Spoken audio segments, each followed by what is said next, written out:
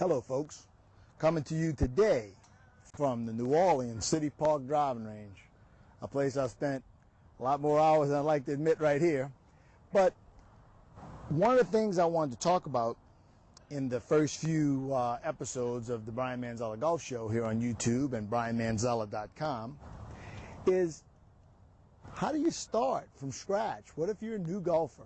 I always complain that the programs that are in place right now aren't really growing the game because, the reason most people quit, besides it's a hard game, is they just don't get good enough at it fast enough. So, okay, Brian, here's your shot. You got your own show here on YouTube. What do you think? Well, let's review for a second a few of the schools of thought that people subscribe to on this. One is, just start with a little bitty shot. Teach them how to hit a chip. And then gradually grow that shot into a pitch.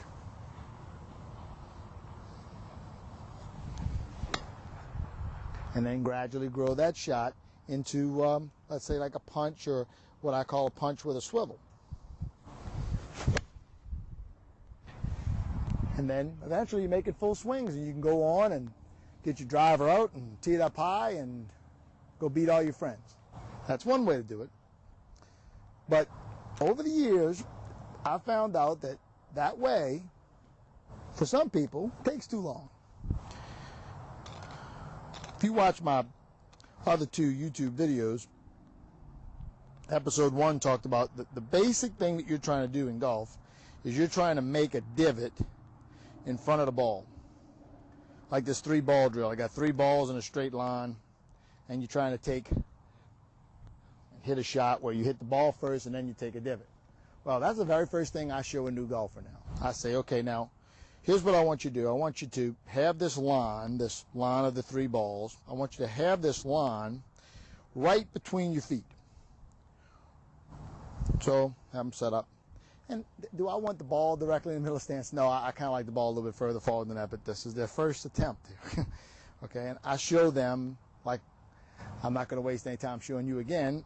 I know how to take a divot in front of the line. So what do? Well, they get in here, and maybe I show them something that looks like a grip. But invariably, they'll top it or hit the ground behind the ball because they're trying to lift the ball up in the air. They see the shot maybe that I hit when I showed them the 3-ball drill, and they watch the ball fly, and they go, I want to do that too. And they basically try to make this golf club head move in the direction that they want the ball to, just like make a end of the cue stick go in the direction you want the cue ball to go into. Well, in golf, it doesn't really work that way. So one of the very first things you have to learn is, hey, if you want to make a divot on this side of the line, you got to catch the ball on the way down. To get the way down right, you've got to get the way up pretty close to right. And if you had the other angle of what that first little swing looks like for lots of golfers, it's just so far below the plane, there's no way they can hit down. Well, they can hit the ground, but no way they can hit the ball and then hit the ground. So one of the very first things you have to learn is there's an up component to the backswing, that you have to lift your arms. There's a lot of different golf methodologies that say that, really you don't have to lift your arms at all, that you just swing back, and when you bend your elbow and cock your wrist, and if you turn, that'll get the arms up enough. I don't know about that. I'll show you what I mean. If I stand here like this, and I'm going to preset all of this, I got 90-degree wrist cock, and I got a pretty big arm bend here. If I just turn, if anybody thinks that that's a good plane to play golf from, they don't watch TV as much as I do. You couldn't, but it's very, very, very, very flat. Okay? One of the things I like to do is show people is to make a backswing where I think I'm making a pretty good backswing, and then I have them come down and take my shoulder turn and hip turn out so that they're just back of the ball. And what you find is that what I've actually done with my arms is I've lifted them up and to the right during the backswing. Of course, while I'm turning, and then the rest of the backswing is my body turning. You see this one a lot on the Golf Channel, no offense. If you pick the club up like this, you'll wind up at the top of the swing like Gene Littler. No, you won't. you'll wind up with the club over the top of your head. That club is, it's not going to move. It conk your coconut maybe once or twice. You'd stop doing it that way. So this lifting is something that has to be done. And who does it? You have to do it. Nobody's going to come lift that club for you. Of course, sometimes in a lesson, what I'll do is I'll stick a club underneath these new golfers and teach them what some of that up in the backswing feels like. So you need the component of the up. You need that part of the puzzle. Other thing is, something's got to power this motion. And sure, there's a lot of power from your hands and your arms and your wrists. You have uncocking wrists, you have unrolling wrists, you have bending and straightening right arms. In the golf machine, they call those power accumulators. But the master accumulator is his left arm. In episode number 1, I took that, well, I was using it as a blocking dummy, but my blue plane board, and I just hit the holy heck out of that thing. I almost hurt my hand. And how did I do that? Well, I turned around my spine, which made my head move a little bit to the right, and then I unwound. Now, when people see this position, even some really good players, like I say, Vijay Singh, I see people, saying, okay, well, the reason this is such a good position is my arm is across my chest right here. But that's not exactly what's happening at all. What's happening is my arm basically inert and my body is moving it. And because of that, the body is up against the arm. Just like if you walk up to a shopping cart that's already there and you walk up to it, you're not on the shopping cart, and all of a sudden you're up against the shopping cart. And the shopping cart isn't pushing you. I mean, it's resisting you because it's, left alone after it stops rolling, it'll just stop. But you're pushing it. Same thing with this left arm. Your body is pulling that left arm the whole swing. So for this brand new golfer, or for the golfer that feels like they need to go back to the beginning and wants to make full swings and doesn't want to chip, pitch, and punch their way to golf, what they need to do is they need to get the up component and they need to get the around component. Because there's two things you're going to have to create on a downswing here. You're going to have to create the downward. You get some of that by the up. Some of it's going to be from the wrist cock. I'll show you in a second. But you're going to get the aroundward. Not a word. I just coined it because it's too complicated to say. Centripetal force causes an outward force. It's not really centrifugal. You got me? It's a aroundward force, like a frisbee throw. Like when I hit that blue blocking dummy or plane board the other day. So that's the two motions that you're trying to create. You're trying to create the aroundward, and you're trying to create the up and downward. Here's the up, and there's the down. I just dropped my arms. The neat thing about the downward part is there's more than one way to do it.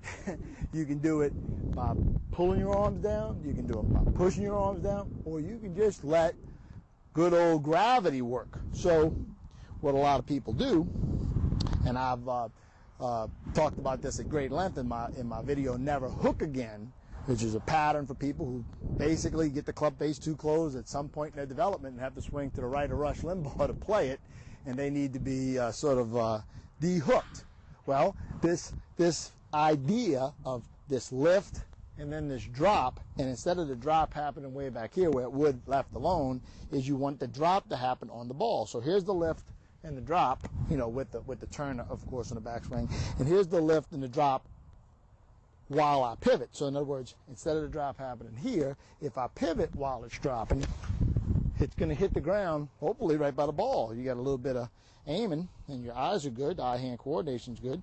You'll learn to do that.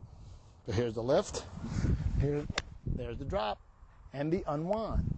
Now, I purposely made a swing that wasn't, of my normal quality.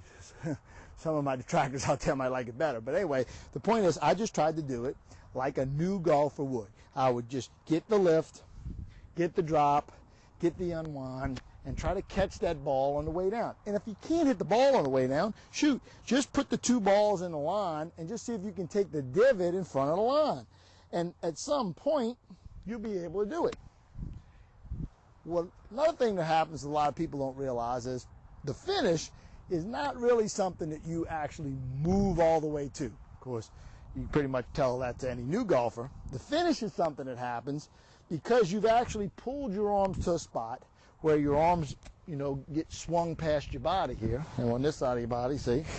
Now they're on this side of your body. And then from this position, which I call a swivel, where the butt of the club is back at the ball, whether it's a, you know, like a lot of tour players do it with a bent wrist, or how I teach you never slice again with more of a flat wrist right here. Just an option. But the point is, from this position, the golf club pulls you the rest of the way. That's why if I took this club, I'm not gonna, because it's brand new TaylorMade R7 TP here. The TaylorMade company was very nice to put me on their staff. I'm not gonna throw this club out there, but trust me, I'll just pretend. If I had this club in my hand right here and I just threw it out there, and try that one day. Make sure you do it at a park with a lot of room here. I don't want any lawsuits. Is basically what's going to happen is you're going to wind up right here. You're not going to wind up all the way around like Tiger Woods hitting a full tee shot. And Tiger wouldn't either. It would just, you pull him to a certain spot, and then you're releasing the thing. You got me? What happens from there is that golf club, if you took the same guy and said, okay, now, throw that club again. You didn't tell me a glue on this grip. That club that came out of your hands right there wouldn't, and it would pull you the rest of the way around. So the very basic golf swing is just this aroundward motion with a downward element. Now, part of the downward element's the wrist. I mean, and the arms. I mean, the arms went up, and they went to the right a little bit, but they went up. They're going to come back down, like I was doing just a second ago with the dropping. Then the wrists by themselves, if I just cock the wrist in that direction, then you can see that there's a certain amount of downward to that. And what a lot of people find is that they can't just do the drop. They have to do something, because the drop is really, you're not doing anything. You're doing the lack of doing something. You're allowing gravity to work. So if that doesn't work for you, try a couple other things. Try to see if you can feel like you push your arms down and maybe push on the grip end of the club as you uncock. Straighten your right arm. Or maybe you might just feel it in your left wrist. That's your left thumb here, just uncocking that hand out, going from thumb up to thumb down. That'll get you a lot of downward. Another thing that'll get you downward, if you're not going to get it any other way, is pivot, pulling your arms down. Now, they're not just going to pull down by themselves. You're going to have to do some uncocking at the same time. And however you get the down, whether it's pulled down, or pushed down, or uncocked, or dropped, or none of that works. The last little thing here I want to put on this is my last ditch effort, the shake. Imagine that you have a big vat of powdered sugar right here. You're just going to take these arms and you're going to put them in this powdered sugar vat. Take them out, you have a lot of powdered sugar left on your arms right here. We like powdered sugar down here in New Orleans. We have these beignets, and you need to go to Cafe Du Monde or Morning Call in Metairie and see what it's all about. Or the slits, if you go to Morning Call, they cut them in little slices. Michael Finney's dad, Peter, sports right down here, he taught us that popping boy. He knows some stuff. Anyway, watch this. It's amazing to me how easy it is for golfers who have ever done anything like golf before to make a good golf swing with this as a thought. I'm going to now, instead of trying, got me? Instead of trying to lift that ball up in the air, I'm just going to shake the sugar off of my arms. So now I'm going to try to do one for you. I'm going to put this ball in a row and shake the sugar. Lift it. Shake it off. You get a lot of downward force while you're getting the aroundward force, and you're going to get a couple things for free. The outward force, inward force, that aroundward force is going to create that outward force, and the forward force is going to be created by pretty much by the downward force and the aroundward force, because you've got a pin right here where your shoulder's connected. So no matter what you try to do, if you try to push this club downward, you can see that it's also going, I'm standing up a little bit, push it downward, it's also going forward. You don't have to add the forward element to it. Some good players might feel like they have it in there, but boy, they got plenty downward and plenty around. You got a new golfer friend of yours, or you're a new golfer, you think you want to try this game, it's a great game. Just get yourself a good grip. Go to BrianManzella.com, BrianManzella. Will help you out with anything else you might need. We've got some good videos, but get yourself a good grip. Line those balls up in a row, and don't have to be balls, acorns, and learn to get the club up while you turn and wind up, and let the club go down while you unwind before long, you'll look like a pro. I'll see you soon. Take it easy.